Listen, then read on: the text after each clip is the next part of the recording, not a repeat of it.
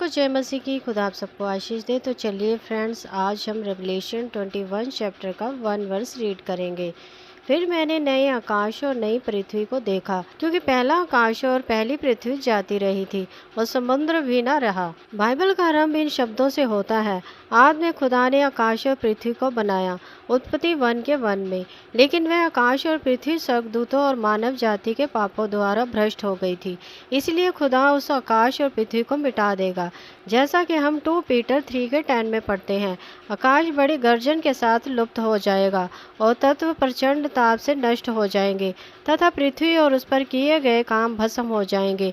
वह एक जबरदस्त परमाणु विस्फोट होगा। एक अणु के फटने से पैदा होने वाली ऊर्जा जब एक पूरे नगर को नष्ट करने के लिए काफ़ी होती है, तो ये सोचें कि तब क्या होगा जब खुदा पृथ्वी के हर एक अणु में विस्फोट करके उसे नष्ट करेगा। उसके बाद खुदा एक नई शुरुआत करेगा। एक बार फिर जैसा शुरू में था, कोई समुद्र नहीं होगा, बल्कि सिर्फ पृथ्वी और आकाश होंगे।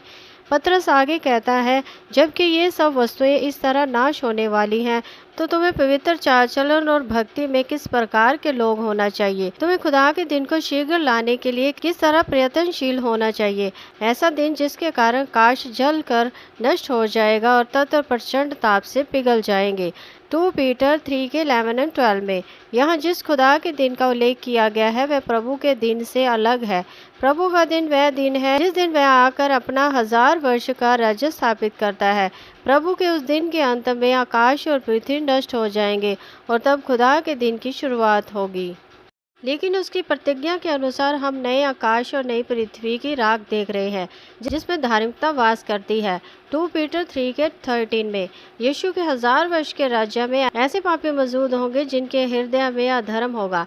लेकिन नए आकाश और नई पृथ्वी के साथ जब अंत का आरंभ होगा, तब उसमें सिर्फ धार्मिकता का ही वास होगा।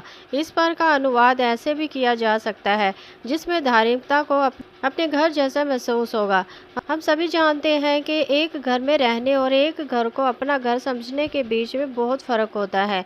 कुछ लोगों के घर में हम अपने घर जैसा महसूस करते हैं, लेकिन कुछ दूसरे लोगों के घरों में, हालांकि वे हमारा अतिथि सत्कार करते हैं, फिर भी हम वहाँ घर जैसा महसूस नहीं करते।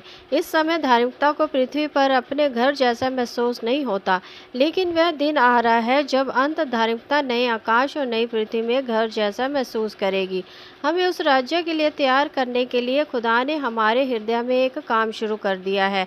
2 कुरिन्थियन 5 का 17 कहता है, अगर कोई मसीह यीशु में है तो वह नई सृष्टि है। हम प्रकाशित वाक्य अध्याय 21 में यही नई सृष्टि देखते हैं। एक नए आकाश और